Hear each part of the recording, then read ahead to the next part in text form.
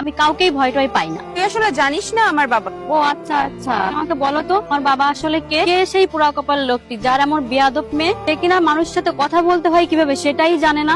তুই আমার বাবাকে নিয়ে কথা বলিস না। আমার বাবা না এই এরিয়ার সব থেকে বড় বিজনেসম্যান। তুই তোর মুখ সামলে রাখ। তুই যদি আমার বাবাকে কিছু বলি না তাহলে তোর অনেক প্রবলেম হয়ে যাবে। ও আমি জানতাম তোমার বাবা কোনো বিজনেসম্যানই হবে, এই জন্যই তো তোমার এত হিংসা। তোমরা টাকা পয়সা ছাড়া তো কিছু চিনোই না। তুমি ভেবো না তোমার টাকা কিংবা তোমার কোনো কথায় আমি ভয় পাবো। তোমার যা ইচ্ছা তুমি তাই করতে পারো। আচ্ছা তোর মুখ না একটু বেশি চলতেছে। তোর নামে আমি থানায় কমপ্লেন করতে যাচ্ছি, তখন বুঝছি। তাও তুমি পুলিশ স্টেশন কমপ্লেন লিখবে না?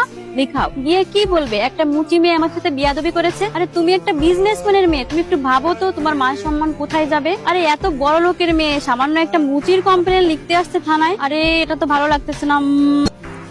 এবার তো মজা হবে, অ্যাটলিস্ট এবার যেহেতু বলতে পারবে যে একটা মুচি আমাকে থাপ্পড় মেরেছে, এবার হয়তো তোমার কথা শুনবে, তা না হলে তোমার কথা শুনতো না। তোর এত বড় সাহস, তুই আমার গায়ে হাত দিস? তারা তোর নামে তো এবার আমি কমপ্লেন লিখবই। যাবা তো যাও, তোমাকে মানা কে করছে আমার নামে যে কমপ্লেন লিখাও? মানুষ তো জানতে পারবে বড় লোকের মেয়েরা কেমন খারাপ হয়। আর ভাবো তো তোমার স্ট্যান্ডার্ড এত উপরে, তুমি যদি পুলিশ স্টেশনে যাও তোমার স্ট্যান্ডার্ড তো নিচে চলে আসবে। আর এমনিতেও তো তোমার স্ট্যান্ডার্ড বলতে কিছুই